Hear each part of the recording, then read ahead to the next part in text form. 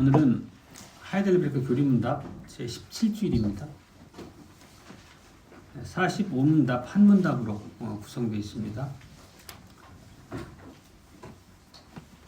찬송의 책 477쪽입니다.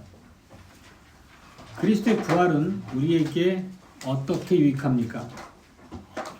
첫째, 그리스도는 그의 부활로 죽음을 이기셨기에 그의 죽으심으로 얻으신 의에 우리로 참여할 수 있게 하셨습니다. 둘째, 그의 능력으로 말미암아 우리도 역시 새로운 생명으로 다시 살게 됩니다. 셋째, 그리스도의 부활은 우리의 영광스러운 부활의 확실한 보증입니다.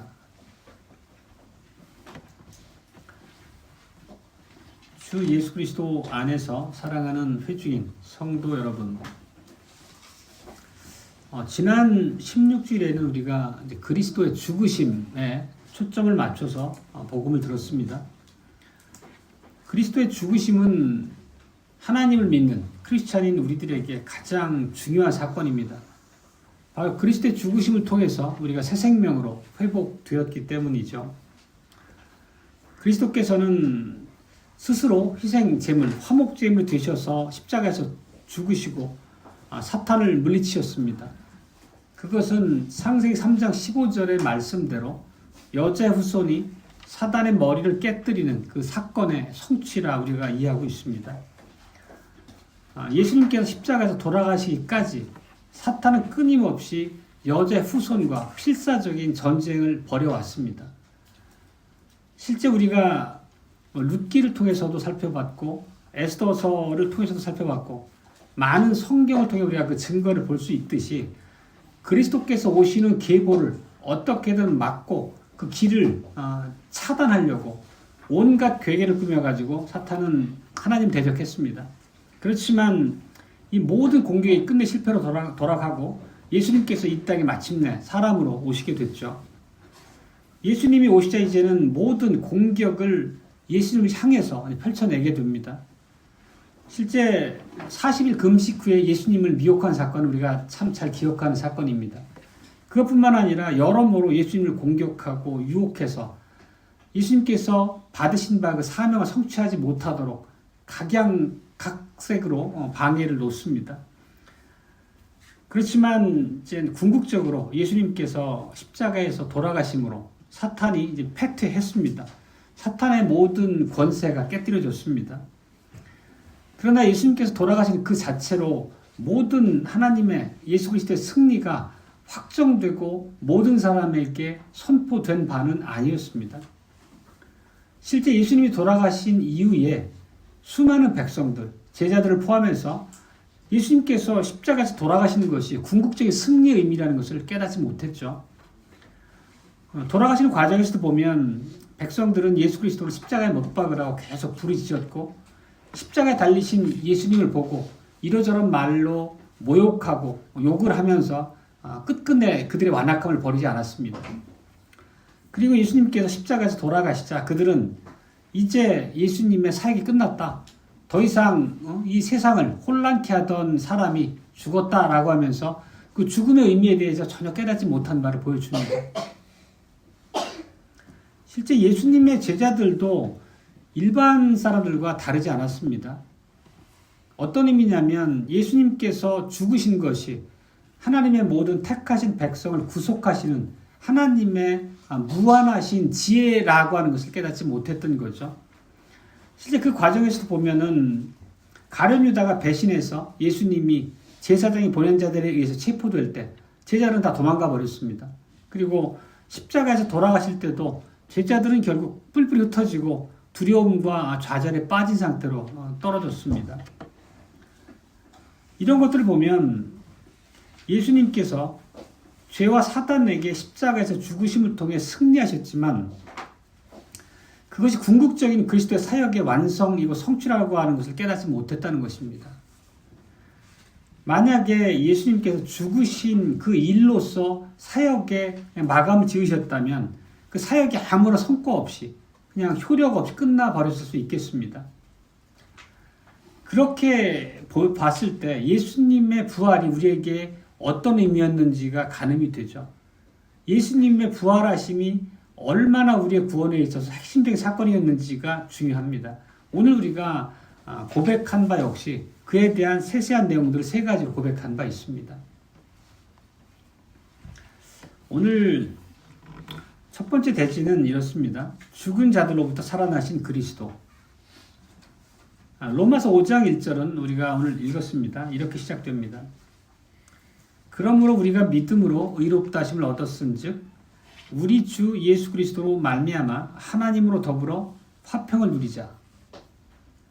로마서는 굉장히 심오한 말씀의 구절들이 참 많습니다. 1절도 마찬가지인데 여기 보면 결국 믿음으로 말미암아 의롭다 하심을 얻었다는 믿음으로 말미암은 칭의에 대한 고백입니다. 이걸 통해서 하나님과 더불어 화평하게 되었다. 즉 죄인된 신분이 의인으로 극적으로 변화되었다는 얘기입니다. 그 전까지는 예수님과 원수였습니다. 예수님의 진노를 하나님의 진노를 받아 마땅한 자들이었는데 이제는 하나님과 화목하게 되었다는 얘기입니다. 하나님과 친구처럼 되었다는 얘기입니다. 타락 이전에 아담과 하와가 가졌던 원래 모습, 그 자리가 회복되었다는 의미입니다. 실제 로마서 5장 우리가 읽은 5장의 1절부터 11절까지가 로마서 5장의 전반부인데 칭의로 말미암은 화평에 대한 얘기가 주를 이루고 있습니다. 로마서 5장 6절에 보면 그리스도께서 성취하신 바가 무엇인지를 바울은 이렇게 얘기합니다. 우리가 아직 연약할 때에 기약대로 그리스도께서 경건치 않은 자를 위하여 죽으셨도다. 이 말은 한마디로 예수님께서 죽으심을 통해서 우리의 죗값을 지불했다. 그 말씀을 하고 있습니다. 그리고 그 죽으심의 의미가 진정으로 살아나고 완성되게 할 수 있도록 하기 위해서 다시 살아나셨다는 의미를 얘기합니다. 그리스도께서 돌아가시기 직전에 제자들의 모습이 어땠습니까? 아까 살핀 바처럼 제자들은 예수님을 겟세마네 동산에서 버렸죠. 그리고 뿔뿔이 흩어졌고 베드로도 결국은 예수님을 몰래 따라가긴 했지만 제사장의 앞들에서 3번 예수님을 부인하는 참담한 모습을 보이게 됩니다. 그렇게 불안불안했던 제자들이었는데 예수님께서 십자가에서 못 박혀 돌아가셨을 때 그들의 좌절과 넘어짐은 이제 극에 달했습니다. 마음이 온통 혼란스러워졌고 당황했고 극도로 좌절해서 모든 것이 무너진 듯한 그런 상황까지 떨어졌을 것입니다. 자기들이 예수님 안에서 기대하던 바가 나름대로 다들 있었는데 그 모든 기대와 자신들의 소망이 산산조각 났다라는 생각으로 그냥 자포자기한 심정으로 떨어졌던 거죠. 분명히 예수님께서는 돌아가시기 전에 부활에 대해서도 말씀하셨고 그들의 가르친 바가 명확히 있었지만 그들은 그 모든 것을 머리에서 싹 잊어버리고 그냥 좌절한 상태로 떨어져 버렸던 것입니다. 만약에 그들이 부활에 대한 예수님의 예언에 대해서 믿음으로 받았었다면 예수님께서 사흘 만에 부활하게 되는 그날 아침에 예수님의 무덤 앞에 달려가서 예수님의 살아나심을 간절히 기대하는 모습으로 되어 있었겠죠. 그렇지 못했다는 것입니다. 구약에서 다니엘서에서 그런 기사를 살핀 바 있습니다. 다니엘이 사자굴에 던져지고 다니엘이 하나님이 그를 살려주실 것을 믿었던 다리오 왕이 새벽 아침 일찍 가서 다니엘이 살아있는지를 확인하는 그런 모습이 나옵니다. 어찌 보면 이방의 왕이었던 그만큼도 하나님의 주님이 주셨던 말씀 앞에 겸손하게 기억하고 믿고 그것을 따라가서 행하는 바가 없었다는 뜻이죠. 제자들은 모든 기대가 땅에 떨어졌고 그냥 온 마음이 슬픔과 회의감으로 가득 차 있는 상태였습니다.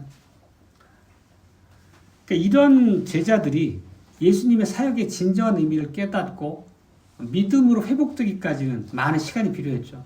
또 예수님의 부활하심이라고 하는 결정적인 사건이 그들의 변화를 주어야만 그 위치에 갈 수 있었다는 것입니다. 실제 이런 면들을 보면 예수님께서 죽으심만으로 제자들을 구원하기 충분치 않았다는 걸 알 수 있습니다. 물론 예수님의 죽으심이라고 하는 것은 2절에 살핀 바 있지만 두 번째 영적인 궁극적인 죽음과의 사투에서 승리하셨기 때문에 죽음을 맞이했지만 연약한 인간들은 눈으로 보여지는 예수님의 죽으심 안에서 그 진정한 승리의 의미를 깨닫지 못했기 때문에 예수님이 부활하신 몸으로 그들 앞에 나타나서 그들의 믿음을 회복시켜 주시는 과정이 필요했다는 얘기를 드리는 겁니다. 만약에 예수님께서 사람의 눈으로 살피기에 순교하신 것 이상 아무것도 아닌 그런 상태였다면 그들을 구원하여 새 생명으로 살리는 그 궁극적인 사역의 목적으로 볼 때는 불충분하다 볼 수밖에 없는 거죠. 그래서 예수님은 죽은 자들로부터 살아나셨습니다. 부활하셨습니다. 죽음도 예수님을 붙잡고 있을 수 없었던 거죠. 오늘 우리가 읽었던 5장, 로마서 5장 10절은 이렇게 이 사실을 분명하게 선포합니다. 이 구절이 참 오늘 우리에게 중요한 의미를 주는 구절입니다. 다시 한번 보겠습니다. 그 아들의 죽으심으로 말미암아 하나님으로 더불어 화목되었은즉 화목된 자로서는 더욱 그의 살으심을 인하여 구원을 얻을 것이니라. 마지막 구절이 그렇습니다. 살으심을 인하여 구원을 얻을 것이니라. 여기에 담긴 의미가 매우 심오한데 그 깊은 의미는 좀 뒷부분에 다루기로 하고 우리가 먼저 이 구절로부터 깨달아야 할 바는 사탄은 예수님께서 십자가에 돌아가심으로써 이미 완벽하게 여자의 후손에게 머리가 깨뜨려지는 궁극적인 패배를 당한 것이었습니다. 그렇지만 그 사실을 알매도 불구하고 끝까지 사탄이 포기하지 않는 모습을 봅니다. 사탄이 포기하지 않는 모습은 어떤 식으로 나타났습니까? 만약에 예수님께서 이제 부활하셨습니다. 그럼에도 불구하고 그 부활하신 사실을 사람들이 그 의미를 깨닫지 못하도록 만든다면 예수님의 부활에 대해서 믿지 않고 자기들의 신앙의 근거로 삼지 않을 수 있도록 그들을 미혹할 수만 있다면 예수님께서 십자가에서 죽으신 모든 사역의 결과가 아무것도 아닌 것이 될 거라고 하는 그 미련을 끝까지 버리지 않고 그 일을 괴계를 꾸밉니다. 사탄이. 그게 뭐냐면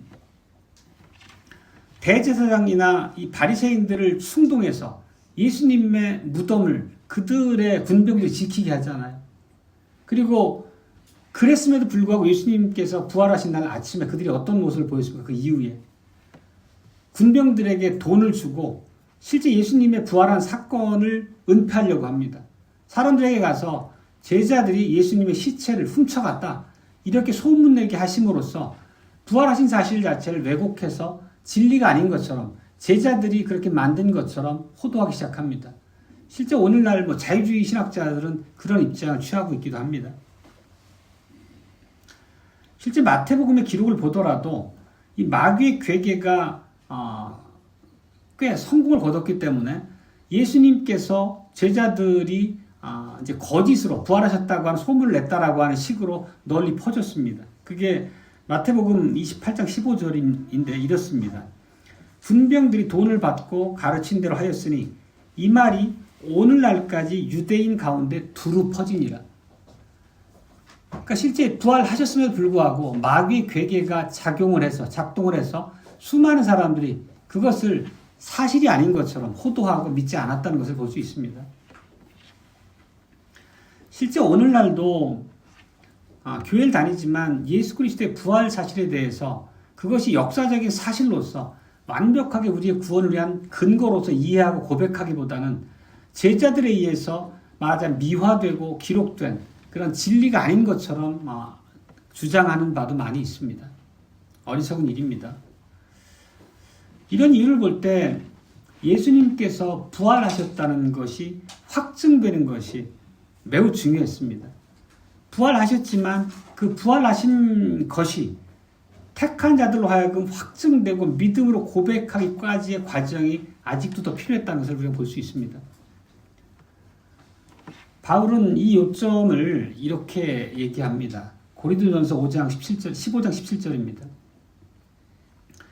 그리스도께서 다시 사신 것이 없으면 너희의 믿음도 헛되고 너희가 여전히 죄 가운데 있을 것이요. 이렇게 얘기합니다. 결국 우리의 구원이라고 하는 것은 이 말씀 안에서 알 수 있듯이 예수 그리스도의 죽음과 부활하심에 전적으로 우리의 구원이 달렸다는 것을 알 수 있습니다. 그것을 분명한 사실을 확신하고 믿음의 근거를 삼아야만 한다는 얘기를 하고 있습니다. 단순히 그분을 우리가 본받을 만한 스승으로서가 아니라 철저하게 죽고 부활하신 우리의 하나님 구세주 고백해야 한다는 얘기입니다. 실제 그래서 복음서 기자들은 예수님의 이 부활 사건을 매우 역사적인 사실로 촘촘하게 기록하고 있습니다. 그 증거를 몇 가지 살펴보겠습니다. 실제 우리가 이제 구약 율법에 보면 어떤 사실 자체를 확증하기 위해서는 두세 명의 증인으로 확증하는 과정이 요구됐던 것처럼 예수님께서 부활하셨다라는 그 사건을 확신하고 확증할 수 있도록 여러 사람의 눈에 많이 나타나십니다. 가장 먼저 오늘 우리가 읽었던 부분이죠. 그러니까 부활하신 날 아침에 여성 3명이 막달라 마리아를 포함해서 3명이 무덤으로 달려갑니다. 가는 길에 그들은 누가 우리를 위해서 무덤에 막혀있는 무거운 돌을 옮겨줄까? 그런 걱정을 나누면서 무덤에 도착합니다. 근데 막상 무덤에 도착해보니까 무덤에 앞에 가려져 있던 큰 돌은 굴려져 버렸습니다. 그리고 그들이 무덤 안으로 들어가니까 이런 상황이 벌어집니다. 이게 마가복음 16장 5절입니다. 흰옷 입은 한 청년이 우편에 앉은 것을 보고 놀랐다. 지금 무덤은 열려 있었고 무덤 안으로 들어가 보니까 흰옷 입은 청년이 앉아 있었다는 얘기를 합니다. 그 사람은 천사라 얘기합니다. 그 천사가 여자들에게 이렇게 얘기하는 거죠. 놀라지 말라. 너희가 나사렛 예수를 찾는구나. 그가 살아나셨고 여기 계시지 아니하니라. 보라 그를 두었던 곳이니라. 천사의 증언을 듣습니다. 이렇게 빈 무덤 그리고 그 여인들 앞에 천사가 증언한 바가 우리 복음서에 기록된 예수님의 부활에 대한 첫 증거로 우리에게 전해졌습니다. 두 번째 증인은 이제 막달라 마리아인데 그 부활하신 첫날 아침에 예수님께서 가장 먼저 자신의 부활하신 모습을 보이신 사람이 누구였습니까? 막달라 마리아였습니다. 그리고 세 번째 증인은 오늘 우리가 읽었던 것처럼 그 두 제자 얘기가 나옵니다. 예수님께서 돌아가시고 낙심한 나머지 이제 두 제자는 엠마오라고 하는 지역을 향해서 걷는 그런 도상에 있었습니다. 그때 예수님께서 그들에게 나타나셔서 그 모든 사실을 증거함으로 그들이 예수님의 부활하심을 확신하고 제자들에게 보고하게 되죠. 그리고 마침내는 예수님께서 11 제자들이 음식을 먹을 때 그들 앞에 나타나셨음도 얘기합니다. 근데 보면 그들이 이 마가에 많은 증언들이 있었지만 그 제자들이 처음부터 확신하고 믿고 막달라 마리아의 얘기도 믿지 않았고 엠마오로 가던 두 제자의 보고에 대해서도 불신으로 그들을 받아들이지 않았었습니다. 보면 마가복음을 보면은 이 제자들이 예수님의 11 제자 사도들이죠. 계속 의심으로 강팍함으로 부활의 사실을 부정했음을 말하고 있습니다. 막달라 마리아의 이 말씀들을 듣고도 믿지 않았고 실제 이런 모든 세세한 과정의 기록들을 보면 예수님의 부활하심을 눈에 보였다고 하는 증인들도 많지만 제자들이 그 믿는 과정에 대해서 불신이 깨어지는 과정을 세세하게 기록하고 있다는 것은 오히려 그 사건 전개에 대한 사실성을 우리에게 매우 설득력 있게 보여주는 그런 방식이기도 합니다. 마침내 이제 제자들 앞에 나타나셨다는 말씀을 드렸습니다. 11명의 제자가 식사를 하고 있는 도중에 예수님이 나타나셔가지고 그들을 꾸짖으십니다. 너희의 마음이 참으로 완악하구나. 너희가 이렇게까지 믿음이 없느냐. 어떻게 부활의 사실을 증거하는 많은 사람의 말을 듣고도 내가 너희에게 생전에 훈계하고 부활의 사실을 예언했음에도 불구하고 믿지 않느냐라는 책망으로 제자들 대하시는 모습을 볼 수 있습니다. 이런 모습들을 보면 마가는 이제 베드로의 모든 증언들을 받아서 이 복음을 기록한 제자죠. 이런 모든 과정들을 보면 얼마나 이 제자들의 모습이 부족했는지 아름답지 못했는지 드러납니다. 그렇지만 성경은 제자들의 이런 모습들까지도 숨김없이 완벽하게 기록해 둡니다. 그 자체가 우리에게 어떤 의미로 다가올지 깊이 생각해 봄직합니다.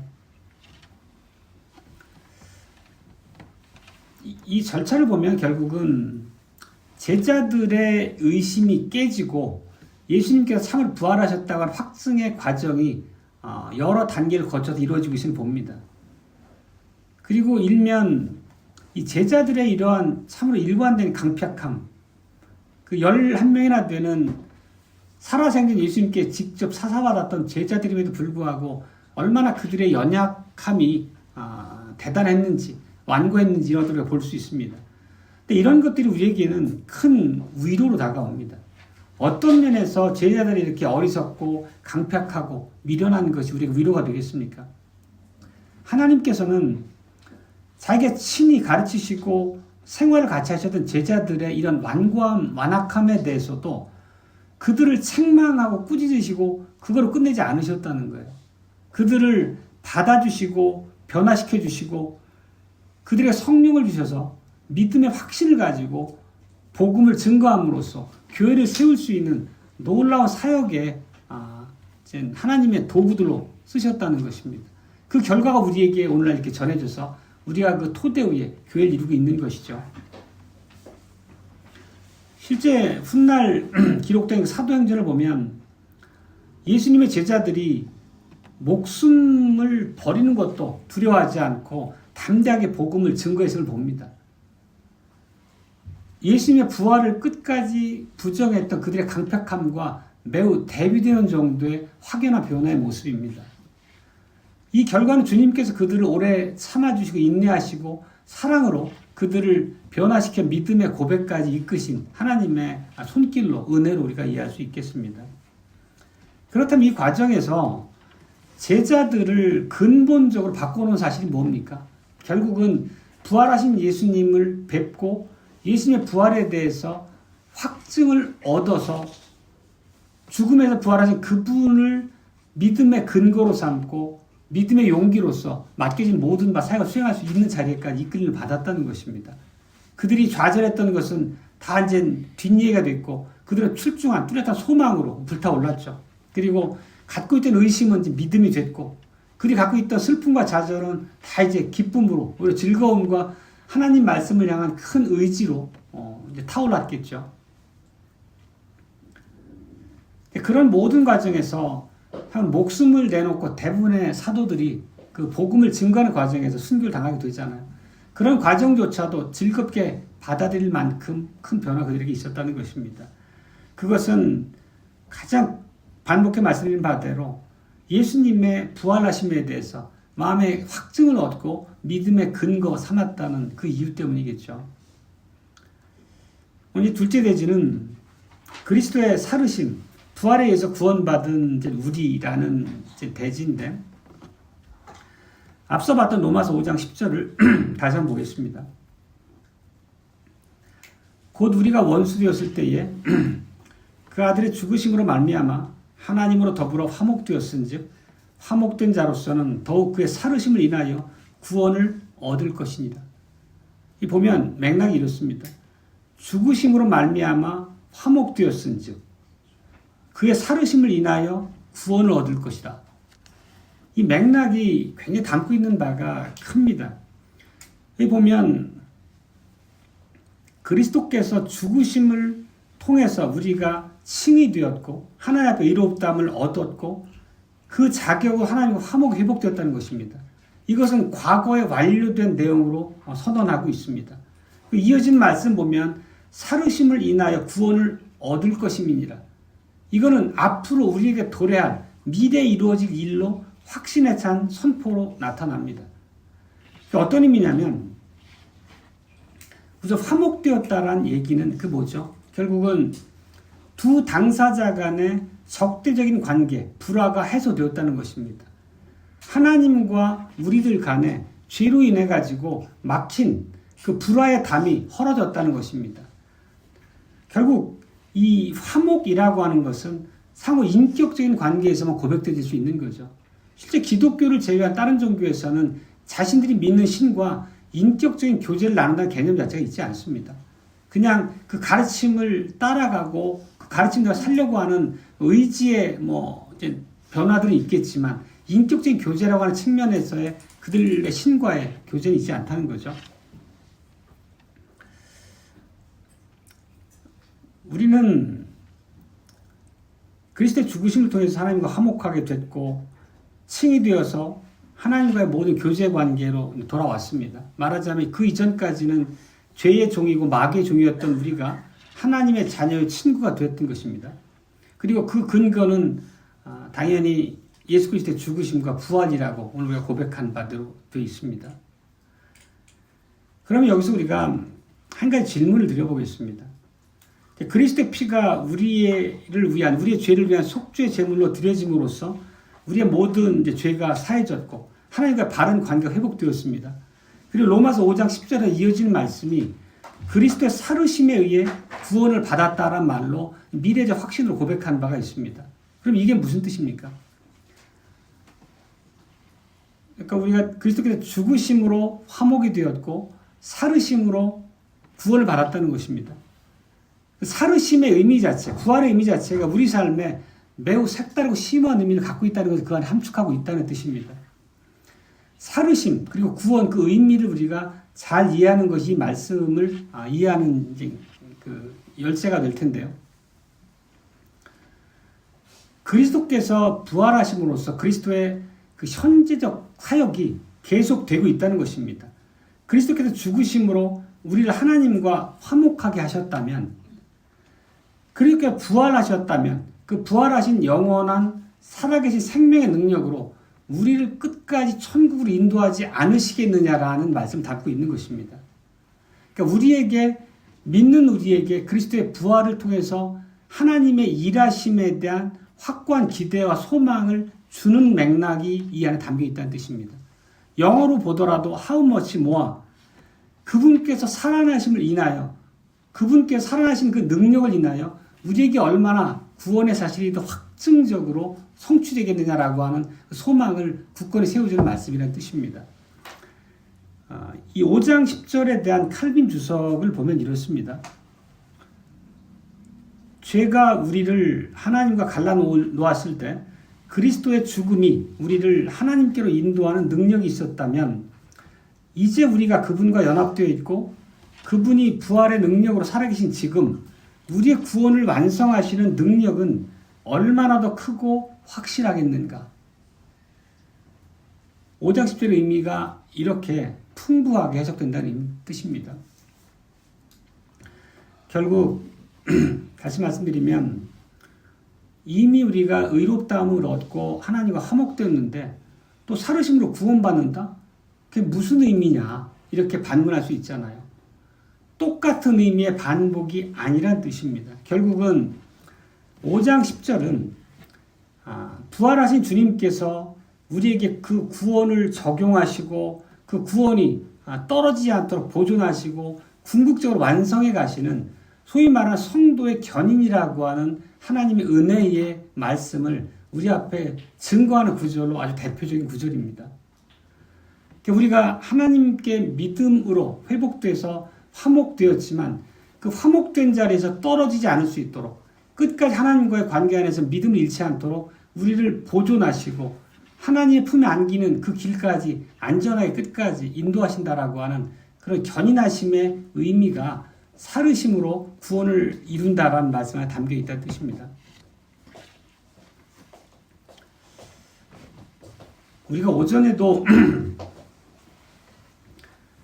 예수 그리스도 안에서 우리의 그 정체성에 대한 부분을 깊이 있게 말씀을 나눴었습니다.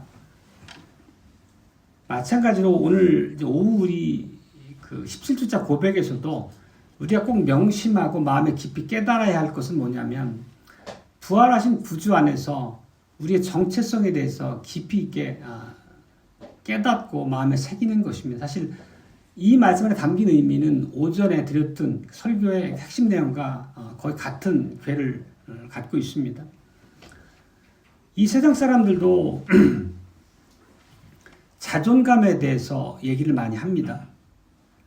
그렇지만 세상에서 말하는, 세상 철학이 주장하는 자존감이라고 하는 것은 우리에게 매우 공허할 뿐입니다. 실제 그리스도 안에서, 하나님 안에서 느끼는 우리의 정체성과는 전혀 그 근본적인 토대가 같지 않다는 것입니다. 세상 사람들이 말하는 자존감의 근거는 어디입니까? 보통은 그 사람들이 가지고 있는 업적이나 재물이나 세상적인 지위나 권력이나 세상적으로 이뤄낸 그들의 번영의 결과물들을 가지고 그 사람들의 정체성, 자존감을 얘기합니다. 그렇지만 하나님 앞에서 우리의 정체성, 우리의 가치라고 하는 것은 그런 것과 절대 무관하죠. 세상에서의 지위 고하나 빈부귀천은 하나님 앞에서 전혀 가치 있게 받아들여지는 것이 아니라는 뜻입니다. 결국 우리의 신분, 하나님의 자녀라고 하는 그 정체성은, 언약 백성이라고 하는 우리의 신분은 그리스도께서 우리를 행해서 확증하신, 성취하신 사역으로부터 나오는 것입니다. 그리스도의 죽으심과 부활을 통해서 우리에게 온다는 뜻입니다. 그리고 그리스도의 사르심 안에 담긴 더 큰 의미는 그리스도의 부활하심을 통해서 하나님의 은혜 안에 하나님 화목하게 된 우리들이 새로운 삶을 살 수 있게 되었다는 것입니다. 부활을 통해서 사단에게 향한 완벽한 승리가 우리에게 각인되고 사단의 통치권으로부터 우리가 완벽하게 벗어날 수 있는 그런 하나님의 인도하심이 우리에게 역사하기 시작했다는 의미입니다. 성경에 보면은 사단은 이 세상의 임금이라는 말로 표현됐습니다. 그래서 요한 1서에서는 이렇게 표현합니다. 하나님의 아들이 나타나신 것은 마귀의 일을 멸하려 하심이니라. 결국 그리스도께서는 사단의 권세를 깨뜨리기 위해서 이 땅에 오신 것이고 그리스도께서 부활하심으로 사탄에 대한 당신의 승리를 최종적으로 확정하셨다고 말씀드렸습니다. 그 결과로서 우리들은 화목하게 되었을 뿐만 아니라 더 이상 죄성으로 마귀에 의한 지배로부터 벗어났다는 의미입니다. 성신께서 우리 안에 내주하심으로써 마귀의 통치를 이길 수 있는 능력이 우리에게 부여됐다는 의미입니다.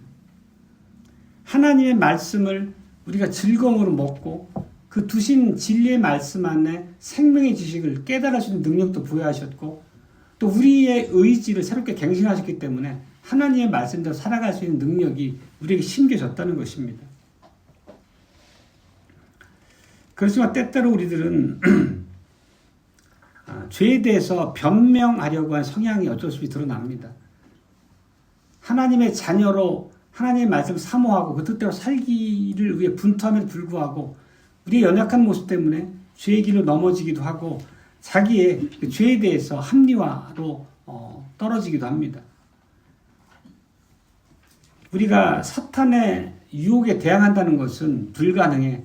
이런 말로 자기 위안 삼기도 하고 우리가 너무 연약하기 때문에 죄에 빠질 수 있는 것은 어쩔 수 없는 부분이야. 삶의 한 부분이야 라면서 정당화하기도 하죠. 죄 가운데 안주하기도 합니다. 그렇지만 오늘 부활을 통해서 우리에게 일하시는 하나님의 약속과 그 능력의 의미를 우리가 깨닫게 된다면 이런 것은 우리가 마땅히 버려야 될 우리가 우리 삶에서 치워버려야 될 패배주의적인 태도라고 볼 수밖에 없습니다. 성경은 오히려 우리에게 끝없이 옛 본성을 벗고 새 본성을 입으란 말로 우리를 격려하고 우리를 충동하고 위로하십니다.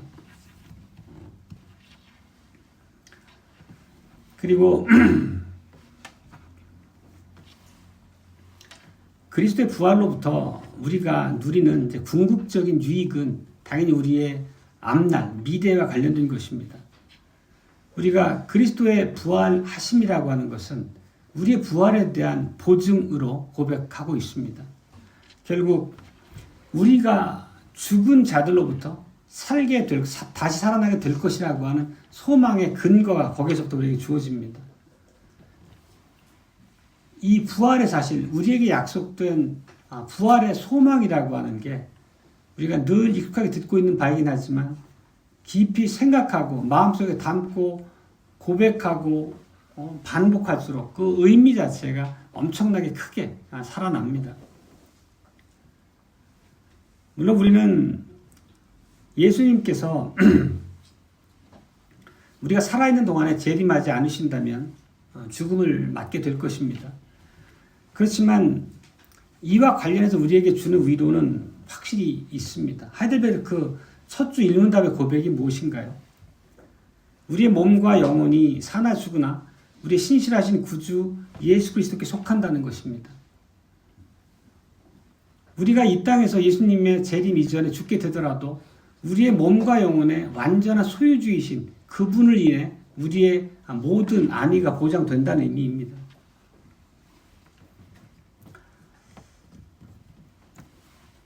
그리고 예수님께서 마지막 날 재림하실 때에 우리의 죽은 몸도 일어나게 될 것이고 영혼과 재결합하게 될 것입니다. 그리고 하나님과 더불어서 영원히 피조물을 다스릴 것이란 약속이 우리 안에 주어져 있습니다.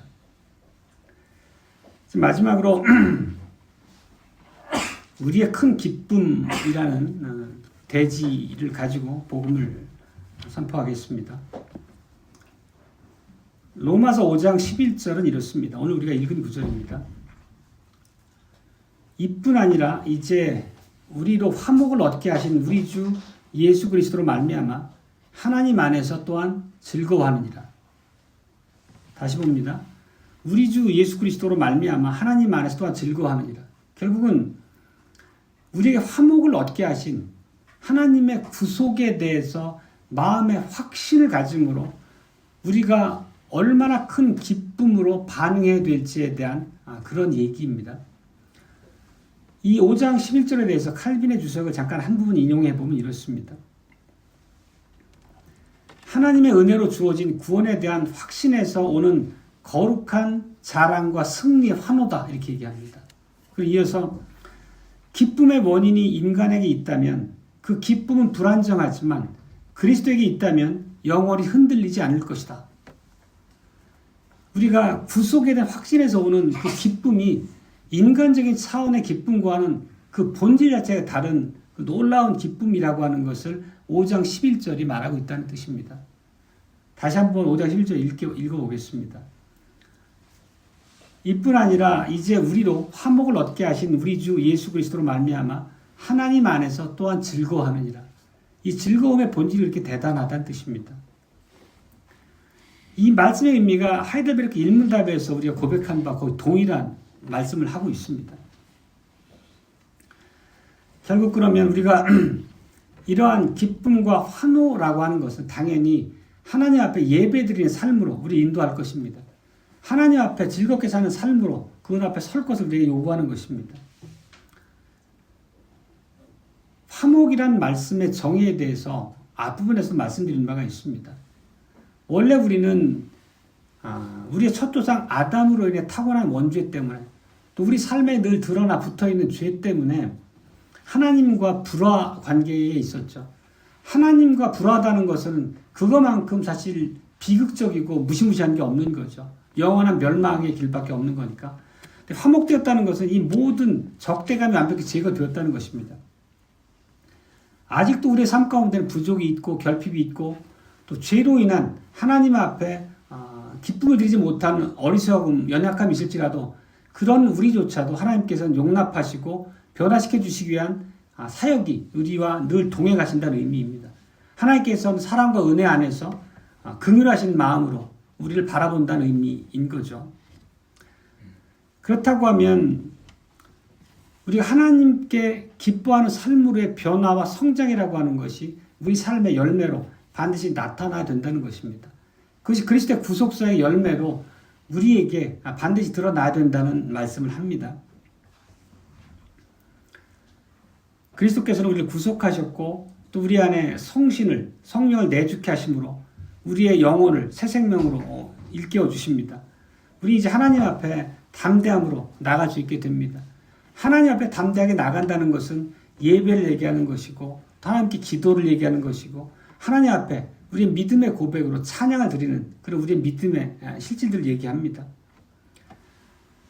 그리고 우리가 하나님과 이 화목이 회복되었다는 것은 우리 마음에 우리 영혼에 깊은 평안을 주는 거죠. 평강을 줍니다.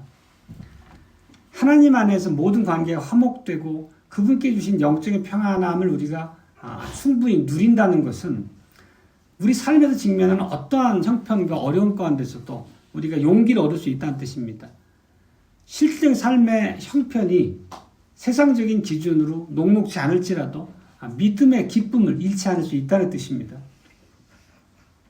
그 이유는 하나님께서 우리에게 주신 놀라운 약속의 말씀들 때문이죠. 하나님께서 우리를 돌보시고 보호하시고 우리의 믿음이 땅에 떨어지지 않도록 우리를 끝까지 인도하사 우리의 구원을 완성하실 것이라는 약속이 우리와 함께 있기 때문입니다.